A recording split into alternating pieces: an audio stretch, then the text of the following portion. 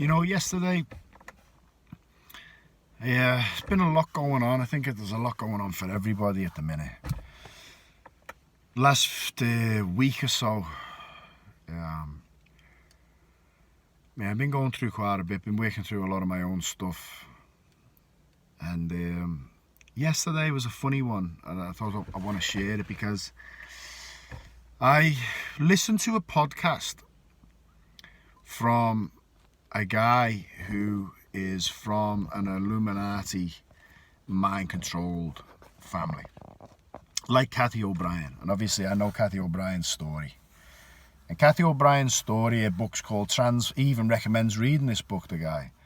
It's called Transformation of America. Very hard book to read, but you get to understand what she went through as a child from birth in a mind-controlled family. Now, this gentleman, from the interview, it's from a while ago. I think it's the first time that he's actually spoke about his story, and he said, "I'm not here to get revenge. I'm not here to try and expose the Illuminati." He said, "Mark Passio has just asked me multiple times to share my story or share some parts of it," and he said, "which I will." And he said, his whole point of life, his life purpose, he believes, is trying to heal himself and others who have been through this trauma. And he's a lovely guy, and he shared some stories. And even when you've heard these practices many times, you hear new things and they blow your head off, right? Now, I'm not going to share them here, and I don't even recommend listening to it unless you're ready. But what the podcast did for me at the end of it was, it made me really reflect. Most of these satanic practices are done before the age of 7, because we know, even Steiner said that a kid's personality is shaped between birth and 7. Okay, even in the womb.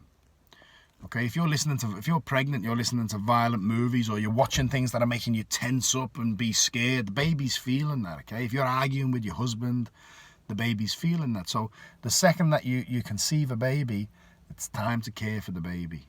Okay, let it know it's safe, it's cared for, it's nurtured, so on.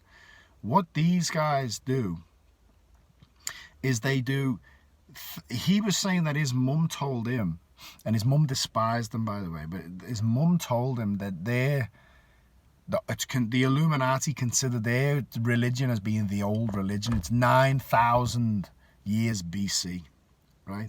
So these practices are ancient practices, and they are to completely fracture the mind of a child, completely just make it implode.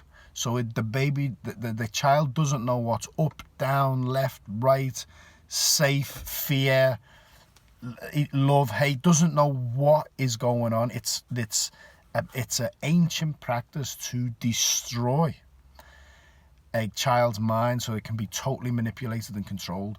Now, he said there's a few kids that there's a name for them. I can't remember what the term was. His mum used to call him it. It's when their consciousness can't be broken, right? And he said he said he remembers being 4 years of age, and his mum said she was going to kill him, and he said, "Kill me. I'd rather be dead than what you're doing." So she worked harder on him. She abused him more to try and break him, but he couldn't be broken. The same as Cathy. I'm starting to think that as much as there's obviously karma involved, I'm starting to believe that some of these souls, like Cathy, because Cathy is such a beautiful soul, such a loving soul, and this gentleman's obviously a very compassionate being. There's a part of me that believes they're a strong soul that chooses to come in that environment to release to the world what's going on. Because to still be able to care for others after experiencing that level of trauma. And he said his brothers have gone down that path. His brothers are in the system and doing that to other kids as well. Now, I'm not going to share what he went through in the interview. I can share it if you want it. You can private message me if you think you're ready to listen to it, and I'll share it with you. But my point is, after it, I was reflecting, and I thought about spiritual teachers.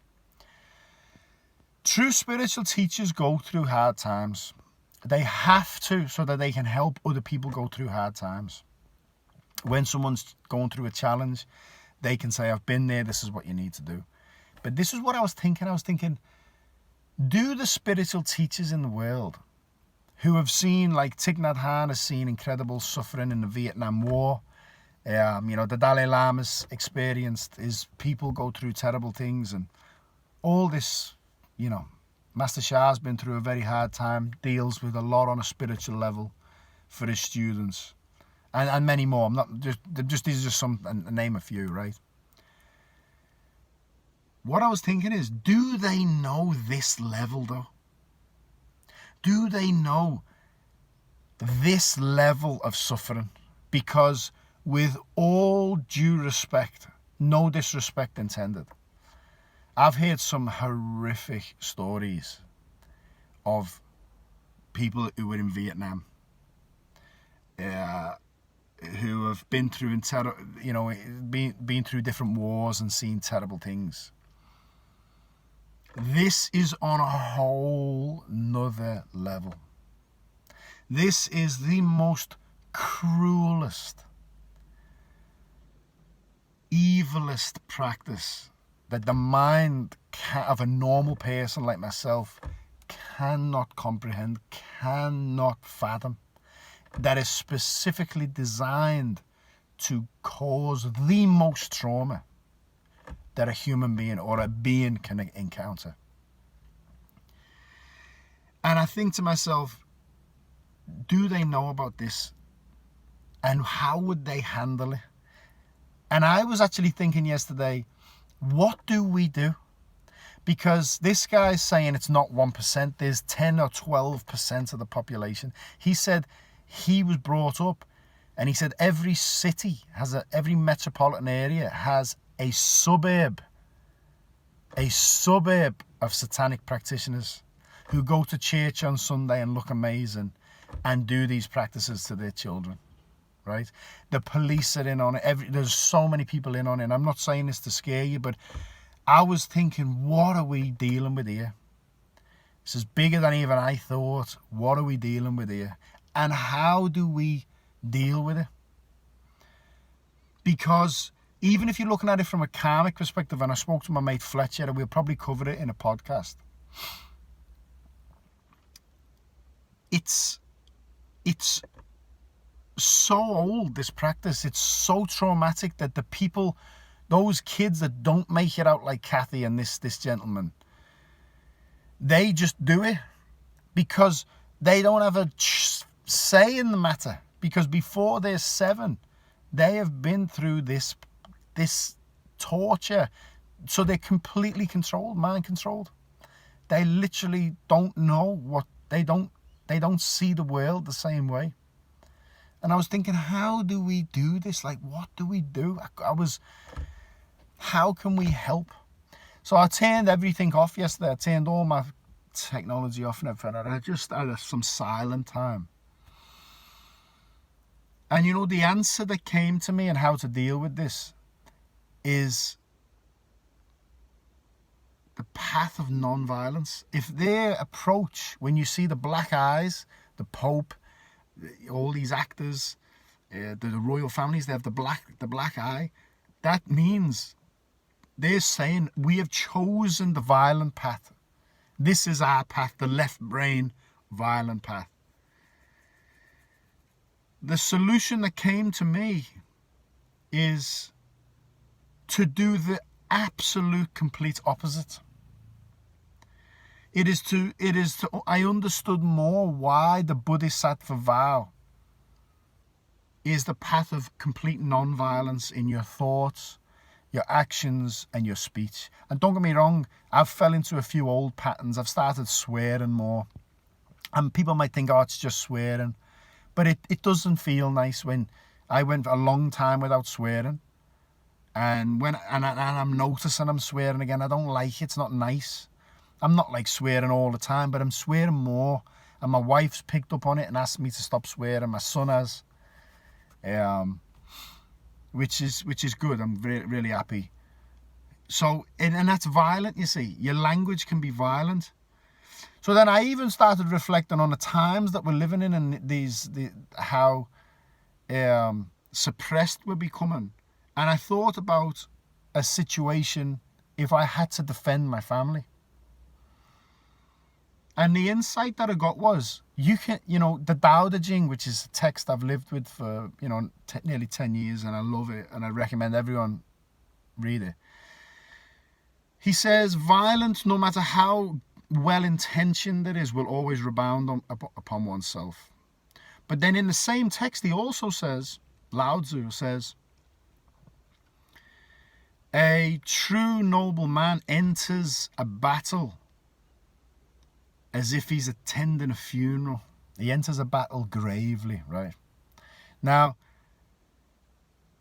my understanding of that, I'm not saying this is the absolute truth of that text, but my understanding of that is, if I couldn't, violence is violence. You get me? It's thoughts. I want to hurt someone. I'm going to do something. I'm going to fight physically, mentally. I'm going to say bad words. Violence is violence. But when he talks about a true noble man who enters a battle gravely, he goes into battle as if he's attending a funeral, right? Or when they've won the battle, he feels like he's attending a funeral. He never celebrates winning a battle. My understanding of that is, if God forbid I'm in a situation where I have to defend my wife and son with something, because I can't talk the other person or people down, and that is the last resort, otherwise we're going to get killed. Let's say worst case scenario, God forbid I'm never in that situation. I got an insight that you can do that without being violent. You can hold forgiveness in your heart for that person. I forgive you. Please forgive me if I've ever done this to you. And if I kill you to save my family, forgive me. You know what I mean? And I'm not trying to justify fighting here, because I still would always say that the non-violence approach is the non-violence approach. But I'm just sharing what I got yesterday. It was all about your intention. You can defend the people non-violently. And we need to do the opposite of what these people are practicing, because non-violence in the world, meaning complete peace, complete care, love and compassion to create harmony, is the solution. If 1% rule the world, 12% are doing these satanic practices and are part of that old religion. If you can still have 89 to 90% of the population practicing complete non-violence, we'll see a different world. Because right now, that 1% and the 12% are making 99% of the population act like them, fight each other, kill each other, hate each other. So you have 99% of the population practicing Satanism, because we are fighting with each other and abusing this planet and only focusing on me, selfishness, which is what they want. They've created a world of satanic practitioners who are not aware of it. So if the 90% make a commitment of non-violence, of being non-violent, harmless, blameless in our thoughts, action and speech, we can see a different world very fast. We can start loving each other, loving this world. And I just wanted to share that. I love you all very much. Take care. Bye-bye.